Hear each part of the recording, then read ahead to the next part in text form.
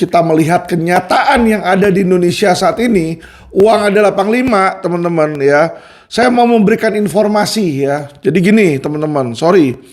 Kalau kita terkena dan menjadi korban kejahatan, ya, sorry nih, kalau kita jadi korban kejahatan suatu saat dan kalian beranggapan ya merasa bahwa hukum itu akan membantu, ya tidak. Yang akan membantu itu uang. Ya, jadi saya akan berbicara dan saya akan memberikan informasi ya berdasarkan pengalaman saya berapa jumlah dana yang dibutuhkan dari sebuah laporan polisi beserta step-stepnya sampai tersangka nih ya. Jadi ini praktek-praktek yang terjadi teman-teman ya. Baik di Polsek, di Polres nih, di Polda Metro Jaya ya. Jadi selama ini teman-teman ya kan kita ini saya ini selalu dimintain uang teman-teman ya. Selalu di situ dimintain uang ya oleh oknum-oknum ya. Saya bicara oknum, oleh oknum Polri. Nah, karena uang adalah panglima, ada bagusnya saya kasih informasi. Jadi gini teman-teman, saya nggak ngajarin teman-teman untuk menyogok atau menyuap, tidak ya. Tapi minimal kalau teman-teman melakukan hal tersebut, ya kan, inilah sesuatu yang wajib diketahui karena banyak orang berpikir ya, nanti saya kasih aja ala kadarnya, pasti laporan itu diproses. Tidak, sorry ya. Jadi saya bilang sama teman-teman ya kemungkinan laporan polisi kalian diproses, laporan pidana diproses tanpa uang kemungkinannya sangat kecil ya. Apalagi kalau lawan kalian adalah raksasa atau lawan kalian adalah golongan yang punya uang. Saya yakin mereka lah yang akan menggunakan uang untuk menyogok atau menyuap ya. Jadi sekali lagi teman-teman, jangan salah artikan. Video ini bukannya saya ngajarin orang. Tapi saya mau berbicara tentang fakta lapangan. Fakta lapangan apa yang terjadi, berapa ini yang kami lawyer ini harus keluarkan ya. Jadi dulu sebelum saya menganut aliran lurus ya, saya mengikuti seperti yang saya bilang teman-teman ya. Saya jujur, saya terus terang, dulu saya mengikuti aliran mereka. Nah ini video ini saya mau memberikan informasi ya. Jadi kita pertama kali datang itu harus lapor namanya ya, lapor polisi kalau mau bikin laporan polisi. Lapornya di mana? Di sebuah tempat kantor polisi yang namanya SPKT. Jadi kalau mau bikin laporan polisi ke SPKT, tanya ke situ, saya mau bikin laporan polisi di mana di SPKT. Nah, nanti di SPKT itu teman-teman ya, di SPKT itu singkatan dari Sentra Pelayanan Kepolisian Terpadu, Sentra Pelayanan Kepolisian Terpadu SPKT. Nah di SPKT ini kita akan ditanya, biasa datang ya kalau jalur yang nggak pakai duit, datang dulu ditanyain macam-macam, ono ini, rekomendasi dulu di situ teman-teman. Jadi habis daftar, rekom dulu nanti ada krim ada krim sus di situ ya. Nah udah rekom nanti balik lagi ke orang SPKT-nya lagi di situ diketik baru di sini ya. Nah tapi itu bagi yang nggak bayar teman-teman, itu pun saya yakin akan ada oknum lah ya yang mencoba meminta teman-teman ya. Sekali lagi nggak ada tarif ya teman-teman. Jadi lapor di SPKT itu sebenarnya gratis sebenarnya ya, tapi biasanya mereka selalu berargu sama kita, wah Pak buat tinta aja bayar nih, buat ono bayar, oke lah sini ya. Jadi dulu ketika kami ini pakai jalur VIP namanya, jalur VIP atau karpet merah, itu biasanya kita berhubungan langsung ada orang dalamnya lah gitu ya, apakah pegawai ataukah kepala SPKT-nya atau kanitnya, kepala jaganya ya. Jadi ada orang-orangnya lah di situ, orang-orang di situ yang menerima aduan. Nah ini yang dimana kalau dia tahu, wah ini lawyer nih sering datang kan, wah dapat kasus pasti dapat uang ya, makanya selalu dimintain di situ. Tapi ya sebenarnya sih ya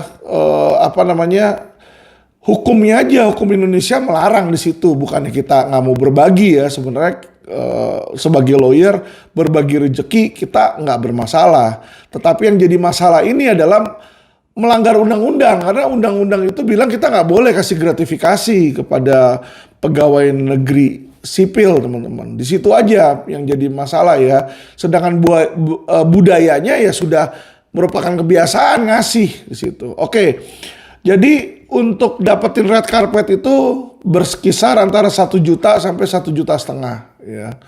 Nah, dengan ngasih seperti itu biasanya sudah nggak ada lewat rekam-rekom lagi tuh. Itu kita udah dikasih form, ditanyain nama siapa, dugaan pidananya apa, ini. Jadi nggak dipersulit, teman-teman ya. Kayak bikin SIM lah. Bikin SIM kalau teman-teman nembak, ya kan. Nembak kan cuma tinggal cetrek, foto, ya kan. Nggak ikut ujian toh. Ya kan, pasti teman-teman di sini masyarakat netizen tahu kalau yang sistem nembak SIM itu nggak mungkin ada tes tertulis sama tes praktek. Langsung foto, bayar. Tapi jumlah harganya lebih mahal daripada harga biasa. Ini pun sama, teman-teman. Jadi kalau di SPKT itu kasih duit, ya kan, cepat itu bikinnya. Jadi kadang-kadang antrian pun kita lewatin. Kita langsung ke belakang, di belakang. Dilayaninnya di belakang, di kantor dia langsung, ya. Nah, itu satu pertama kali, ya. Jadi kita bayar di sana 1 sampai 1,5 juta. Nah, kalau kita ada penyidik atau orang yang kita kenal mau minta nanganin, itu beda lagi, teman-teman, beda lagi. Jadi ketika SPKT itu sudah menerbitkan yang namanya laporan polisi, biasanya kita foto, kita kasih ke teman kita nih, orang penyidik nih misalnya ya.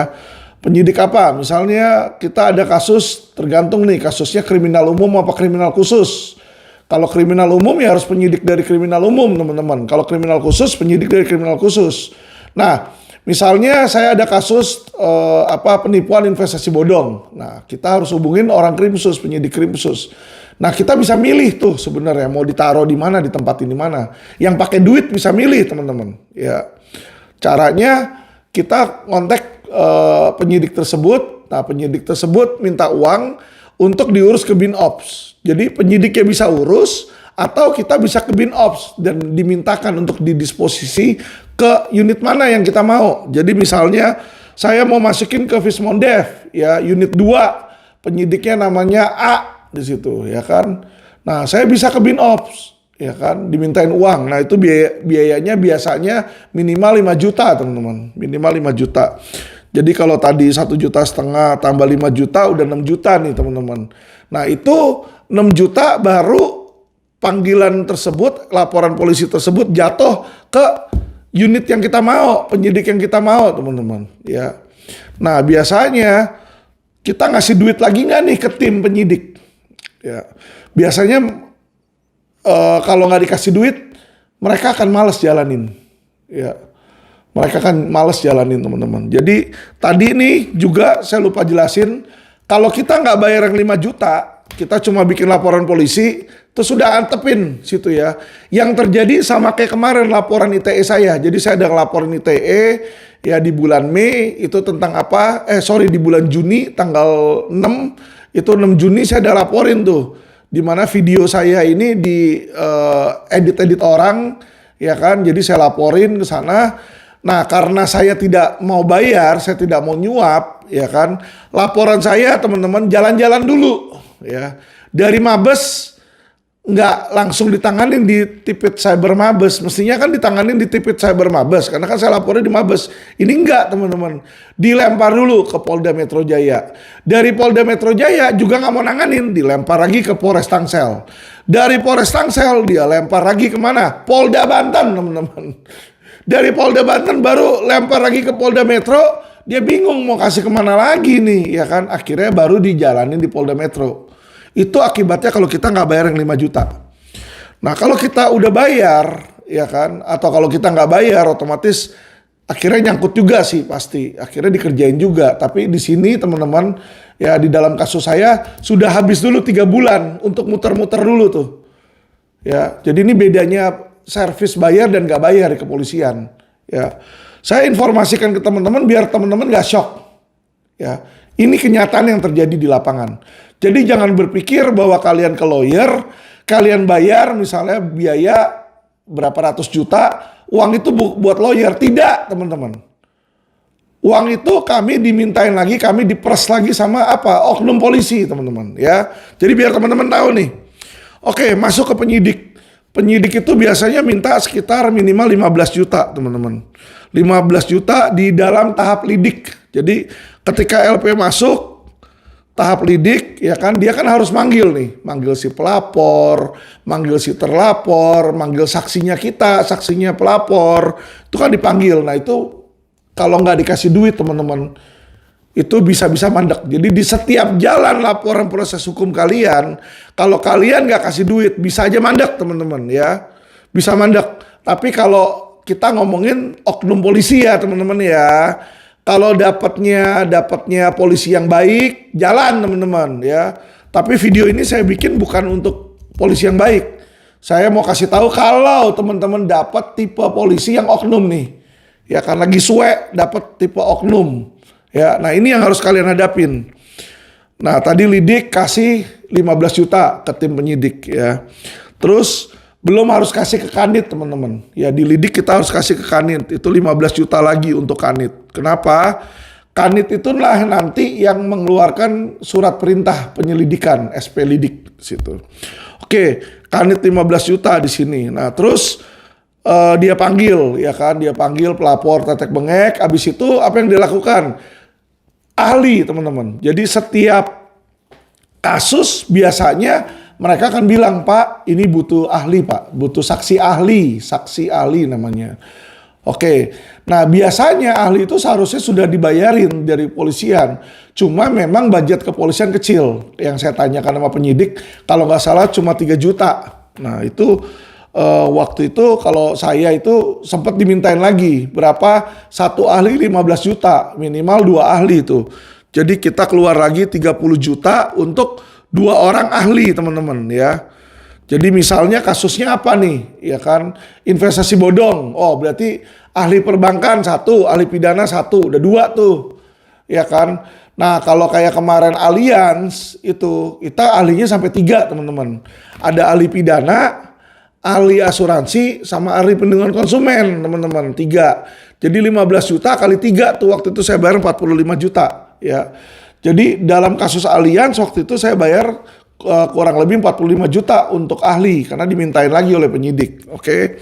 Nah, selain ahli apa yang dilakukan? Nah, setelah diperiksa ahli, dilakukanlah yang namanya gelar perkara internal. Jadi supaya prosesnya dari penyelidikan, dari lidik bisa naik ke sidik, itu kita harus dilakukan gelar perkara, teman-teman.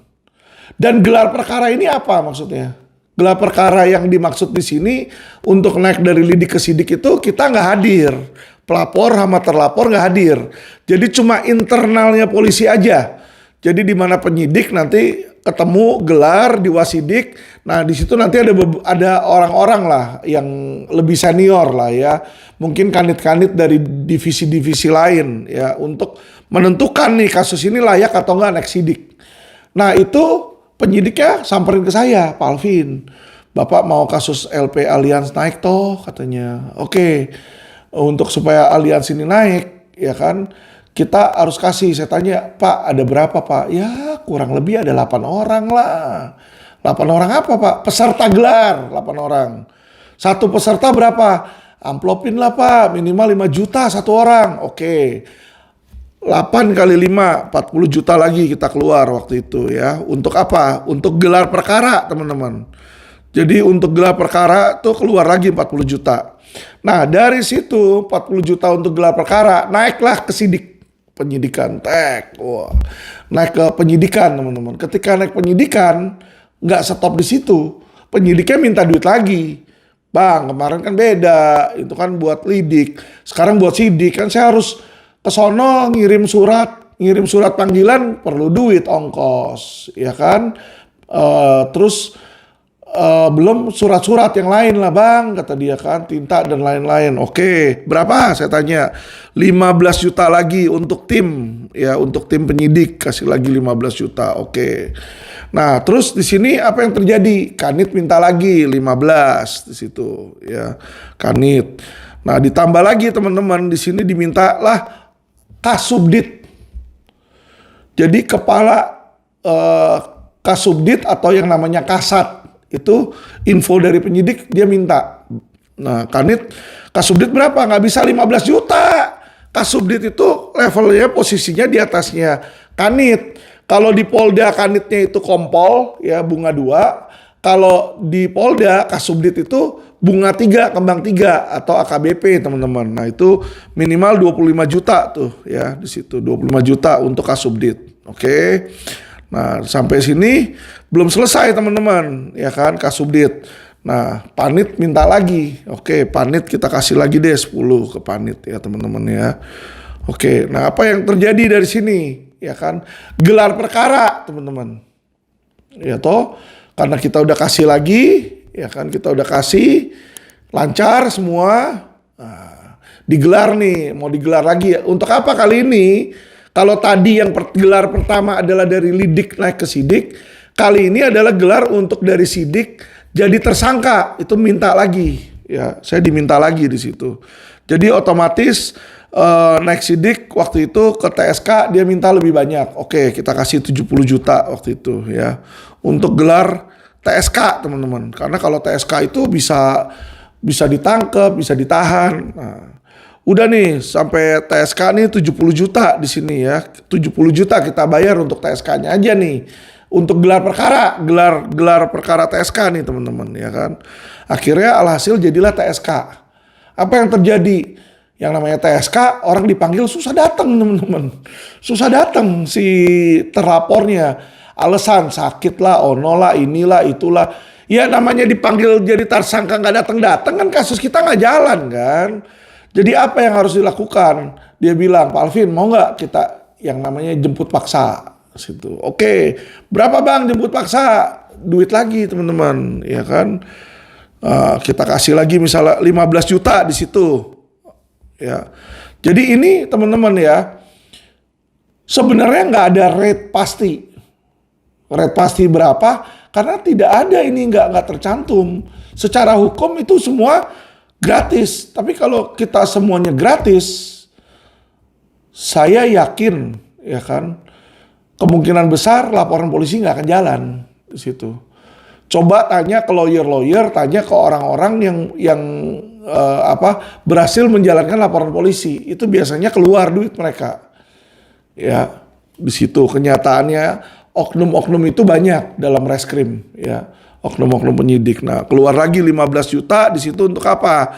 Untuk jemput paksa di situ. Untuk jemput paksa atau istilahnya untuk supaya dipanggil paksa situ. Oke. Nah, jadi teman-teman, ini kita bicara sampai tersangkanya aja udah habis berapa nih, kita coba hitung ya. 5, 15, 20, 20 tambah 15, 35 tambah 30, 65, 65 tambah 5, 70, 70 tambah 45, 115 tambah 15, 130, 130 tambah 15, 145, 145 tambah 25, 170 tambah 10, 180 tambah 70 lagi 250 tambah 15 ya 265 nih di sini. 265 ini teman-teman masih di kepolisian. Masih di kepolisian. Dan ini di luar teman-teman ya, di luar biaya-biaya lain. Jadi misalnya penyidik bilang, aku mau bicarain dong tentang kasus. Oke, yuk ketemu di mana? Di Kopitiam. Kalau di Polda Metro tuh ada Kopitiam di situ teman-teman ya. Makan dulu. Nah nanti penyidik itu akan bawa teman-temannya. Di situ rame-rame 7 orang, 8 orang. Ya sehingga apa? Ya kita bayarin makan dan lain-lain ya. Jadi ini 265 nih baru dari laporan polisi sampai tersangka teman-teman. Jadi kalau kalian dicas sama lawyer 300 juta, misalnya nih dicas sama lawyer 300 juta, potong di sini aja 265, sisanya cuma 35 juta nih. Belum itu biaya dia bayarin makan, belum biaya bensin dia. Ya, jadi teman-teman asal teman-teman tahu, ya. Kalau laporan yang mau jalan nggak bisa itu biaya 1 juta, 2 juta, 3 juta perak teman-teman. Ya, Harus ratusan juta di sini. Karena balik lagi, kenyataan di Indonesia masih uang adalah panglima. Ya, ini buat LP itu jalan. Belum di kejaksaan. Jadi ini kalau kita nggak bayar di kejaksaan, pemberkasan ketika si polisi itu pemberkasan, kita kasih ke kejaksaan, itu pasti ditolak sama jaksa. Nah, untuk pemberkasan aja polisi minta duit lagi, teman-teman, ya. Kita dimintain lagi 15 juta untuk pemberkasan. Kenapa sih pemberkasan ada duit?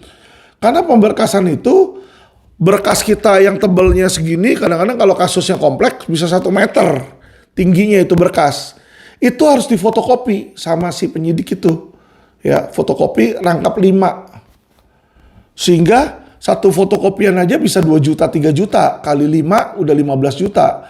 Mereka itu informasinya untuk satu kasus penyidikan, itu biaya penyidikan yang dikasih negara cuma 3 juta. Nggak bakal cukup. Ya, jadi saya nggak tahu ini ya kan antara sistemnya yang memang rusak dari pemerintahan atau memang oknum-oknum yang korup, teman-teman. Tapi inilah kenyataan yang terjadi di Indonesia, oke? Jadi tadi 265 tambah 15 juta lagi buat pemberkasan itu udah 280. Ya, oke, pemberkasan naik ketemu jaksa. Jaksa biasanya minta, kamu mau apa? Ya kan, mau P21 tahan nggak? Atau mau P21? Atau kalau nggak, kalau kita nggak kasih sama sekali sama jaksa, itu berkas kemungkinan besar nggak akan P21, dibalikin terus di P19 terus. Nah, biasanya kalau di P19 terus, penyidik kita akan teriak ke kita, teman-teman. Jadi penyidik akan bilang, bang, bantuin dong bang. Ini kalau nggak ada dorongan kasih cien ke kejaksaan, berkasnya nggak akan naik bang. Dan kalau sampai itu kembalikan 2 sampai 3 kali, yang biasanya dilakukan oleh penyidik, dia gelar perkara. Itu laporan polisi. Jadi berkasnya digelar perkara, diwasidik, dan dihentikan. Dihentikan. Ya, jadi kalau kita nggak bantu polisi, polisi nggak mau pusing. Ya kan, derita lu katanya. Dihentikan. Nah, berapa rate-nya untuk bisa P21? Untuk P21 jaksa minimal minta tuh antara 50 sampai 100 juta, teman-teman. Ya. Itu yang diminta. Kurang lebih antara 50 sampai 100 juta untuk kejaksaan. Itu untuk P21. Jadi diterima berkasnya. Nah, belum lagi kalau kita mau si tersangkanya ini ditahan. Biasanya mereka minta duit lagi. Ya. Nah, ditahan, dia minta lagi 100 sampai 150 juta di situ. Jadi untuk P21 tahan kurang lebih sekitar 200, teman-teman. Antara 150 sampai 200. Itu P21 ditahan sama jaksa, nggak akan dipersulit berkas kita. Tapi kalau nggak, berkasnya dibolak-balik, diputar-putar dulu di situ. Nah, sampailah nanti makanya yang parah itu adalah ketika apa, teman-teman, ya kan? Kalau dealnya nggak jelas, kita minta P21 tahan, oke, sama jaksa ditahan itu orang. Tapi baru ditahan 2-3 hari ditahan sama jaksa, orang itu penangguhan, ya kan? Nyogok juga ke jaksanya, dia kasih misalnya 250 juta ke jaksa itu kan. Apa yang terjadi? Baru ditahan 1 minggu, dikasihlah penangguhan penahanan atau tahanan luar. Rugi kita di situ. Ya, jadi harus diwanti-wanti tuh. Jadi inilah teman-teman, sorry ya. Saya cerita tentang video ini bukan ngajarin kalian bagaimana untuk menyuap. Tapi saya kasih tahu fakta yang terjadi nih, fakta yang terjadi teman-teman ya di lapangan. Dan bagaimana susahnya pengacara untuk menjalankan suatu proses hukum ya tanpa duit. Itu susah. Ya. Contoh kayak kasus Ferdy Sambo tuh, itu berjalan tanpa duit tuh, tapi susah. Karena kenapa? Harus viral, dorongan masyarakat, situ teman-teman ya. Jadi inilah saya bilang teman-teman, kenapa sih orang bilang sama saya, Alvin, kenapa sih kamu suka jelek-jelekin polisi? Saya nggak jelek-jelekin polisi, Pak. Saya sedang membicarakan tentang apa fakta yang terjadi pada oknum. Dan yang saya ngomong ini kenapa saya bilang ini fakta? Saya ada bukti rekamannya ketika mereka meminta uang itu. Ya kan? Terakhir yang untuk SP3 aja saya buktikan. Ketika kasus Kresna Live, ya kan, Kresna Live yang LQ punya kita mau cabut, di situ terjadi perdamaian, terus mau dicabut LP-nya, itu kami itu diperas dimintain 500 juta, 500. Ya, 500 juta dimintain. Karena dia melihat berapa nilai klaimnya. Nilai kerugian yang saya tanganin kemarin itu hampir 100 miliar. 90-an atau 80-an gitu ya. Jadi dia pikir, wah ini LQ nih pasti dapat uang sukses nih, uang keberhasilan berapa nih. Gue minta deh 500 juta gitu ya. Jadi yang saya ngomongin ini kenyataan. Karena kenapa? Ada bukti rekamannya, teman-teman bisa lihat di kanal YouTube kami itu ya, yang 500 judulnya. Sehingga atas kenyataan inilah saya berbicara. Jadi teman-teman, kalau misalnya teman-teman ada laporan polisi, apalagi lawannya itu kuat, uang teman-teman di bawah 300 atau di bawah setengah miliar, mendingan gak usah bikin laporan polisi kalau menurut saya. Ya, kalau pas ketemu oknum ya teman-teman. Jadi misalnya gini teman-teman, sorry. Teman-teman bikin laporan polisi, terus ternyata laporannya nggak dijalanin. Dia puter sono, nanti ketemu gelagat penyidik yang ngomong, aduh bu, kalau nggak diduitin nggak mungkin bisa bu. Atau kalau nggak dia ngomong bensin nih, kita nggak ada bensin nih, kita nggak ada uang makan nih, nggak ada. Nah itu udah jelas-jelas begini, minta duit teman-teman. Ya. Nah disitulah teman-teman harus berpikir, untuk menjalankan ini, ya kan, kita mau ngikutin polisi itu atau tidak? Kalau kita mau ikutin, ya untuk jadi tersangka aja kalian harus siap minimal 300 juta untuk jadi tersangka dari laporan polisi. Buat naik ke kejaksaan, ya ke pengadilan itu minimal 500 juta teman-teman. Ya kita belum ngomong di pengadilannya lagi, bayar lagi sampai ke MA, ya itu udah bisa miliaran total ya. Kalau kita memang mau ngasih di setiap lini gitu. Nah jadi teman-teman lihat, pikirkan worth it nggak? Ya seimbang nggak? Kalau nggak, mendingan di situ kita cut loss aja. Kenapa? Ya kan, makanya kenapa muncullah jargon. Jadi jargon ini muncul bukan Alvin Lim yang bikin, tapi ada yang bikin di situ. Kalau orang hilang ayam lapor polisi, besok hilang kambing katanya. Nah itu orang lain bikin tuh, itu udah ada dari lama jargon itu. Kenapa? Karena ada kejadian-kejadian kayak begini kalau kena ketemu oknum. Jadi kalau teman-teman ketemu oknum Polri, ya kan, ya sudahlah, mendingan nggak usah dilanjutin kalau memang uangnya pas-pasan. Makanya nggak heran banyak rakyat miskin, banyak rakyat menengah ke bawah, dia selalu berteriak, tidak memperoleh keadilan. Karena keadilan itu is not free in Indonesia. Keadilan di Indonesia ini harus berbayar bos, ya. Lu kencing aja bayar kok di situ, apalagi keadilan, ya toh. Emangnya nggak denger tuh Najwa Shihab ngomong apa? Najwa Shihab aja bilang istri Kapolres aja bisa pamerin apa teman-teman, ya. Bisa pamerin naik sepeda 300 juta. Itu sepeda masih kecil, itu istri Kapolres. Kemarin yang bintang 1 tuh ke Jambi naik apa? Private jet. Tuh, udah beda bos, ya. Jadi no money, no justice. No money, no justice. Ya. Saya berbicara mewakili rakyat-rakyat kecil, ya. Terserah mau Kapolri, mau Jaksa Agung, ya kan. Mereka kan selalu pencitraan. Hukum tajam ke atas kok, sudah tajam ke atas. Tajam ke atas apaan? Ya, kasus Sinarmas aja, kasus Sinarmas nih. Yang jelas-jelas akte lahirnya palsu dua-duanya. Ya kan? Kagak berani Kapolri keok, mati kan? Ya kan? Lawan Sambo aja udah terkeok-keok bintang 2, dia nggak berani tegas. Kalau tegas istrinya udah ditahan dong dari kapan-kapan dong si Chandrawati. Pasti. Karena kenapa? Kan udah jadi tersangka. Pasalnya nggak main-main 340 loh. Ya kan, ancaman di atas 5 tahun.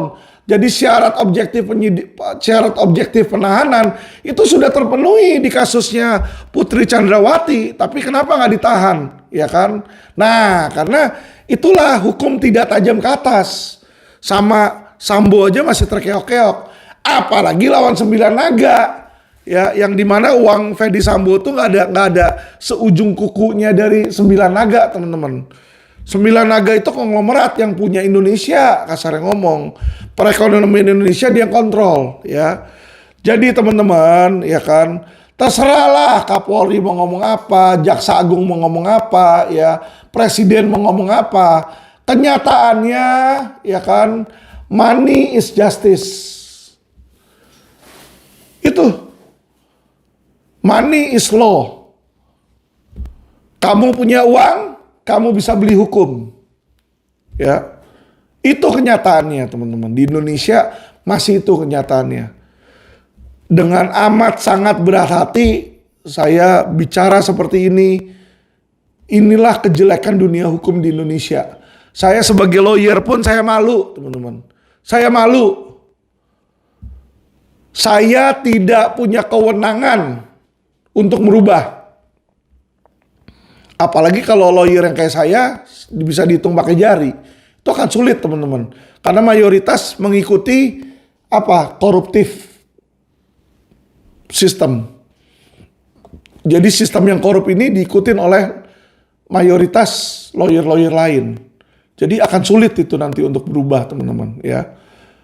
Mungkin nanti kalau ganti pemerintahan dan kita beruntung dapat pemimpin-pemimpin yang baik dan yang berani, baru bisa ada perubahan. Tapi sampai itu, kalau dengan pemerintah yang sama, teman-teman, orang-orang yang sama, nggak akan berubah, sorry. Nggak akan menjadi lebih baik, teman-teman. Ya, nggak akan jadi lebih baik, teman-teman. Percuma itu. Satgasus ditiadakan juga tetap, ya, tetap penegakan hukum di Indonesia masih memble. Uang adalah panglima, teman-teman, ya. Jadi makanya nggak heran banyak orang lebih takut miskin dibanding apa? Dibanding ada duit, teman-teman. Lebih takut miskin dibanding hukuman penjara. Jadi dia pikir lebih baik gue di penjara. Di penjara gue ada duit, gue bisa beli kamar mewah, bisa pakai AC, bisa keluar-keluar jalan-jalan. Bisa bawa artis ke dalam penjara, teman-teman. Itulah Indonesia. Toh saya bingung itu penjara atau hotel. Tapi ya itu yang terjadi. Makanya ketika Natwa Shihab menyatroni kan ke situ, waktu itu sempat si Setia Novanto aja kagak ada, dibingung mana ini selnya. Ada yang 2 sel jadi 1 dan lain-lain lah, itulah. Ya, jadi orang lebih takut, teman-teman, miskin dibanding ketangkep polisi. Ketangkep polisi kalau punya duit dia nggak takut, bisa lepas, teman-teman. Ya, bisa lepas. Ya, kalau punya duit, kalian jadi koruptor di Indonesia ini surganya koruptor. Kenapa? Selain dapat duit, surganya koruptor adalah bisa diskon masa tahanan, ya kan?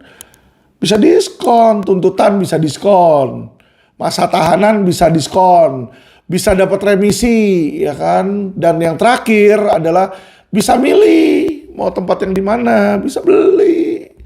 Hebat itu hukum, ya. Jadi itulah, teman-teman, di edisi Uang Adalah Panglima, ya, judul video ini, film ini, Uang Adalah Panglima. Ini kurang lebih, ya, estimasi kurang lebih biaya untuk pembuatan sebuah laporan polisi untuk menjalankan sebuah proses hukum. Ini kira-kira biaya yang harus dibayar.